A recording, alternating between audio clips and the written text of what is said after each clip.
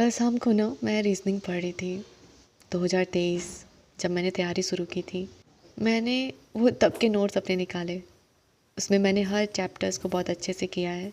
एक बात और, जब हर चैप्टर मेरा शुरू होता था ना, तो मैं उनसे जुड़ी हुई कुछ मेमोरीज भी लिखती थी उस नोटबुक में, डेट टाइम के साथ। लास्ट चैप्टर जब मैंने फिनिश किया था तो सर की लाइव क्लास अटेंड की थी, तो मैंने ये बात भी लिखी थी कि आज मैंने सर की लाइव क्लास ली। डेट 23 जून 2023 सुबह के 9:30 बजे। 2 साल पहले मेरी आंखों के सामने ये 2 साल बीत गए। इन 2 सालों में क्या क्या किया लक्ष्मी? मेरे दिल ने मुझसे अचानक से ये सवाल किया। एक धक सी आवाज़ आई और मन भावुक भी था। बीते 2 साल जैसे आंखों के सामने चलने लगे, एक एक करके, गिरना, उठना, रुकना, फिर चलना, स्टार्ट, रीस्टार्ट। वो सही समय का इंतज़ार करना, वो टाइम आएगा। एक पेशेंस के साथ हर रोज़ को जीना, हर रोज़ मोटिवेटेड रहना, ये विश्वास रखना कि हम हर वक्त अपना बेस्ट कर रहे होते हैं। पर क्या सच में हर वक्त मैंने अपना बेस्ट किया?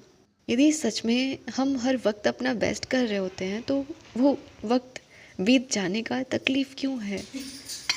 शायद ये तकलीफ़ इसलिए है क्योंकि हमने इन वक्त में कहीं ना कहीं वो नहीं किया जो करना था।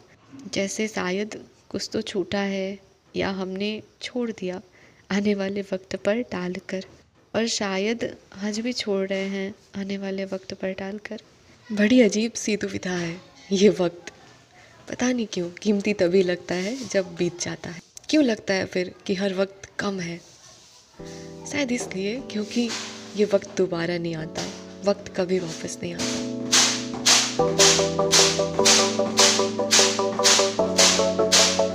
हेलो, नमस्कार, गुड मॉर्निंग। आप सभी का बहुत बहुत स्वागत है। मैं हूँ जागृति। कैसे हैं आप सभी? मुझे पता है हम सभी हर रोज़ अपने आप से जीत रहे हैं, पॉजिटिव हैं और बहुत मोटिवेटेड हैं। मैं भी बहुत मोटिवेटेड हूँ इस पल जब एक एक समय बहुत कीमती लग रहा है और फिर से हिम्मत जुटा पाई ये वीडियो बनाने की, क्योंकि मैंने इससे पहले भी एक वीडियो बनाया था और उसकी पूरी वॉइस ओवर भी करी, एडिटिंग भी करा। पूरा एक दिन मैंने उस पर लगाया और फिर गलती से पता नहीं कैसे मेरे हाथों ही वो वीडियो मेरे सामने ही डिलीट हो गया। मुझे उस वक्त ये नहीं पता चल पा रहा था कि ये डिलीट हुआ है, और जब मैं जाकर के वीडियो गैलरी में चेक करती हूँ तो वीडियो था ही नहीं। और उस वक्त ना, मैं आपको बता नहीं सकती हूँ मुझे कैसा महसूस हो रहा था। मैं बहुत रोई पूरी रात। एक तो वैसे ही वीडियोस लेट रहते हैं क्योंकि समय का अभाव रहता है। दिन भर तो वीडियो में गया, रात में एक्सपोर्ट पर लगाया था और फिर उसके बाद डिलीट हुआ, और फिर जब मैं चेक कर रही हूँ तो वीडियो नहीं है। तो मुझे रोना आ रहा था इस बात को लेकर के कि मैंने अपना आज पूरा दिन इस काम के लिए दिया, अपने और बाकी के कामों को छोड़ करके, और उसका कोई नतीजा नहीं निकला। फिर 3-4 दिन तो उसके बाद के ऐसे थे कि ना मैं वीडियो बना रही हूँ ना ही मैं खुश हूँ। लेकिन मुझे ये काम सच में बहुत खुशी देता है, आप सभी से बातें करना। तो इसलिए मैंने फिर आज अपना फ़ोन उठाया और वीडियो बनाया। एक पूरा हफ्ता पढ़ने और सैड होने रोने के बाद एक सुकून भरा बातचीत आप सभी के साथ, अच्छा लगता है। फिर आज संडे का दिन है जब मैं इसका वॉइस ओवर कर रही हूँ। पीछे बहुत सारे बच्चे खेल रहे हैं। मेरा जहाँ कमरा है ना, उसकी खिड़की के सामने ही जस्ट दूसरा घर पड़ता है और वहाँ पर छत है ना, उस पर बच्चे खेलते रहते हैं। तो बाहर पीछे बहुत शोर भी हो रहा है, तो प्लीज़ आप सभी उसे इग्नोर करिएगा। मैं उन्हें डांट भी नहीं सकती क्योंकि आज छुट्टी का दिन है, वो सब खेल रहे हैं। वीडियो कल का है, पापा घर पर नहीं है, काम से गए थे बाहर और आज शाम को ही वापस आएंगे। तो सुबह सुबह हम लोग रिलैक्स हैं, खाना बनाने की उतनी जल्दी नहीं है क्योंकि पापा रहते हैं ना, तो उनकी अचानक से प्लानिंग बनती है कहीं पर जाने की और फिर जल्दीबाजी हो जाती है खाना बनाने की। पर आज ऐसा कुछ था नहीं, तो थोड़ा रिलैक्स थे। सुबह सुबह हमें समय मिल जाता है पढ़ने का और हम बैठते हैं रिवीजन करने।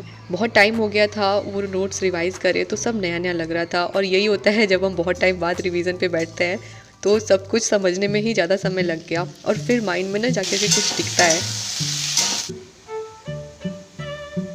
2 घंटे मैं लगभग बैठी थी पढ़ने के लिए। उसमें ही मैंने 2-3 पेज ही बस रिवाइज़ करा होगा और फिर मैं आ गई छत पर। आज ना पापा नहीं रहते हैं ना, तो सब कुछ लेट लेट ही चलता है, उतना कोई टेंशन नहीं रहता है। पापा रहते हैं तो होता है जल्दी से खाना बनाओ, पापा आ जाएंगे खाना खाने के। सुबह काढ़ा बना दिया था। सब लोग, थोड़ा ठंडी का मौसम है ना, तो थोड़ा सा लेट ही मम्मी उठी थी। उनका तबीयत भी थोड़ा आज कुछ बुखार जैसा लग रहा था, तो उनका मन भी नहीं था कुछ नाश्ता करने का। आदू भी बोल रही थी कि आज हम लोग सीधे खाना खाते हैं। तो दाल चावल और भुजिया मैंने सोचा सबके लिए बनाने को। वो सब एक तरफ चल रहा था, दूसरी तरफ मेरे वो सारे काम चल रहे थे जो कई दिन से टाले जा रहे थे। सबसे बड़ा काम करना था गेहूँ बनाने वाला। ज़्यादा गेहूँ गंदा नहीं था, तो बस धीरे धीरे करके आधे घंटे में गेहूँ बन गया था। और फिर चावल फटकना था, नींबू का अचार मुझे बनाना है, तो वो भी अभी बनाएंगे। उससे पहले कपड़ा फैलाना था। मम्मी को कितना भी डांटो, वो आकर के देखी चावल बिनने लगी और आदू पढ़ रही है। आदू का भी तबीयत ख़राब हो गया था। पिछले वीडियो मैंने आपसे भी साथ शेयर किया था कि आदू ने मुझे कसम दिया है वो पूरा काम करने वाली है, और मुझे एकदम बोली थी कि तुम कुछ भी नहीं करोगी दीदी।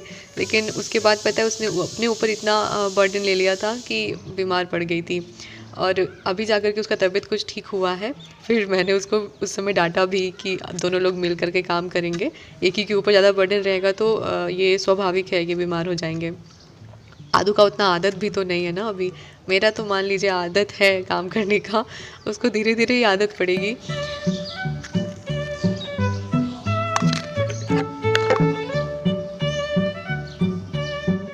लेकिन फिर भी वो नहीं सुन रही थी। काफ़ी डांटने के बाद अभी उसने सुना है। हमारे पास 3 घंटे हैं, जिसमें से कि 2 घंटे हमारे जा चुके हैं। हमने नहा लिया है, दाल हमारा हो चुका है, सब्जी एक तरफ पक रही है, मम्मी चावल बिन रही हैं, और हमारे पास अब समय बचता है तो हम इसमें अपना नींबू का अचार बना लेते हैं। इसको बनाने में ज़्यादा कुछ तामझाम नहीं रहता है। इसमें क्या करना होता है, बस नींबू कट करना है और नमक भर करके धूप में रख देना है। इसको 1-2 दिन धूप दिखा देते हैं ना, तो ये अच्छे से एकदम गल जाता है और फिर खाने लायक हो जाता है 1 हफ्ते के बाद। मैंने बहुत सारे लोगों को देखा है वो नींबू के अचार में मसाले डालते हैं, लेकिन ये जो अचार है ना, हम लोग स्पेशली बनाते हैं जब पेट दर्द होता है या तबीयत ख़राब होता है तो नींबू का अचार खाने को चाहिए होता है। तो इसीलिए इसमें मसाला वगैरह नहीं डाला जाता है, बस नमक डाल करके धूप दिखा दिया जाता है गलने के लिए। यहाँ पर मैं आप सभी को दिखाने की कोशिश कर रही हूँ ना, एक शादी है गांव में, तो वो लोग अभी ना जा रहे चुनरी चढ़ाने के लिए। तो पूरे गाजे बाजे के साथ जा रहे सारे लोग। हमारे गांव में मंदिर है सयार माता का, चौरा माता का, वहाँ पर ना चुनरी चढ़ाई जाती है, वो वाली जो चौपते में चढ़ती है। तो ये लड़के की शादी है और ये लोग जा रहे हैं चुनरी चढ़ाने के लिए। 3-4 शादियाँ तो गांव में हो चुकी हैं और आज भी काफ़ी लगन तेज़ था। खैर, बहुत हो गया हमारा फुल वॉल्यूम मोड। अब हम बिल्कुल साइलेंट मोड में आते हैं, प्लस एयरप्लेन मोड में भी।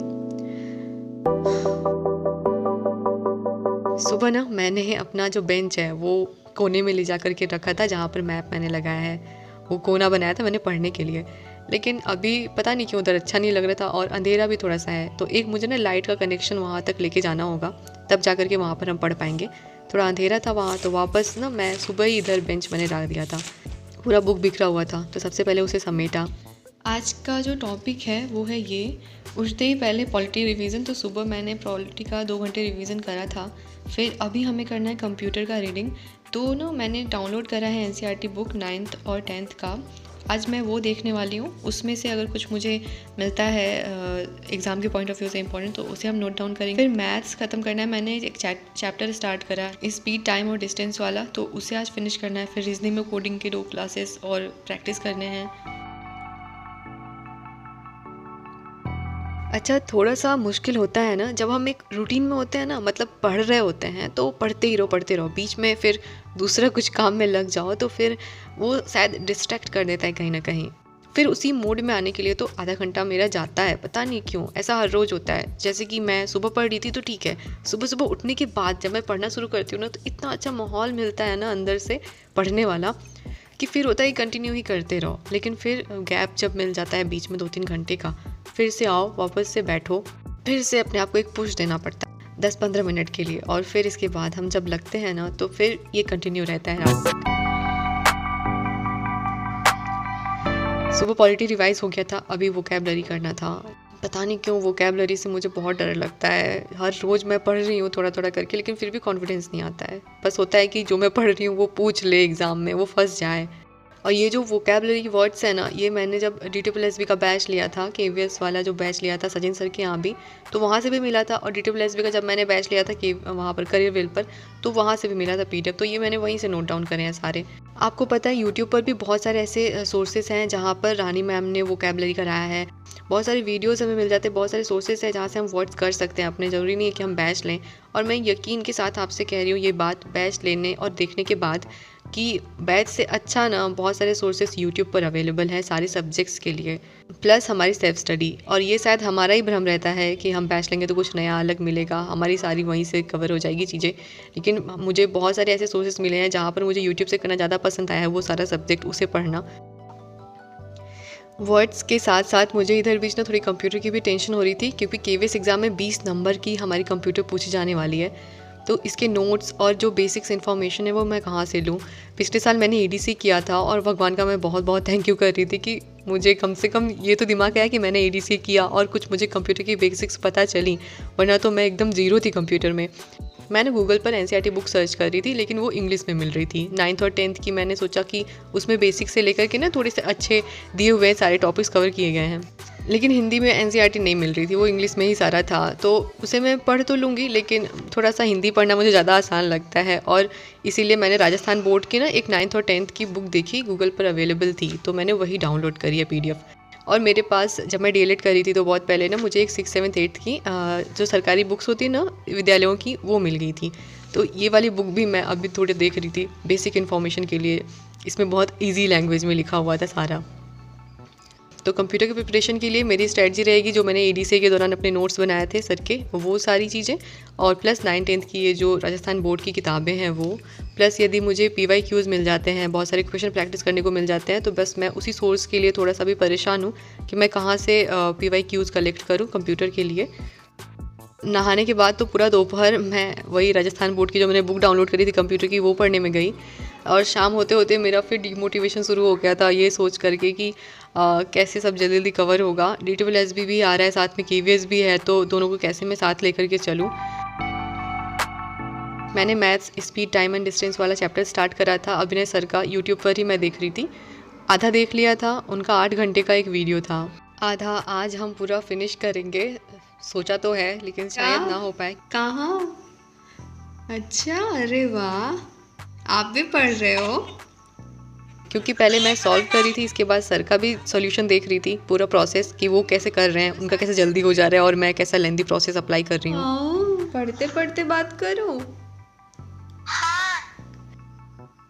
कितने तक करोगी होमवर्क? बहुत, पूरी रात। 12 बजे तक? हाँ, आप पढ़ नहीं रहे हो क्रिश? आज अचानक से कुछ चेंज ही हो गया, पहले कभी ऐसा नहीं हुआ था।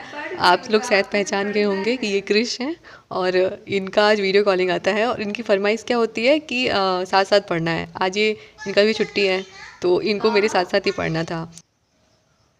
हम तो पहले खुश हो गए, लेकिन मकसद असली तो बाद में सामने आया। मकसद कुछ और था वीडियो कॉलिंग करने के पीछे। हमसे बात करने के मकसद से नहीं आए थे, अपना होमवर्क कराने के मकसद से आए थे। ये अपना होमवर्क कर रहे थे, और इनको जो पूछना था वहाँ पे कोई नहीं बता रहा था, तो ये मुझसे पूछ रहे थे। हाँ, 250 हाँ, कितना होता है? 250 into 7, हाँ, 1750, 1750। अपना होमवर्क मुझसे करा।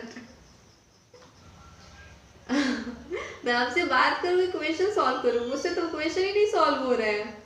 थोड़ी थोड़ी मस्ती, और फिर काफ़ी देर तक बातचीत चलती रही। वो उधर अपना होमवर्क कर रहा था, मैं इधर अपना होमवर्क कर रही थी। मैंने अपना जो क्लास था वो पूरा कंटिन्यू किया रात के 12:30 बजे तक, लेकिन ना फिनिश नहीं हो पाया। मुझे एक रीजनिंग का चैप्टर करना था, कोडिंग डिकोडिंग वाला, तो वो मैंने प्रैक्टिस करा। बाकी बचे हुए जो मैथ्स के क्लास है वो हम कल ही अब कंटिन्यू कर पाएंगे, और उसको कल तो फिनिश हो ही जाएगा, क्योंकि बस 1-1.5 घंटे का ही बचा है। समय बीत गया आप सभी से बात करते करते, पता ही नहीं चला। मिलते हैं फिर अगले वीडियो व्लॉग में कुछ नई बातों के साथ, एक और नए सफ़र के साथ। तब तक के लिए अपना बहुत सारा ख्याल रखिएगा।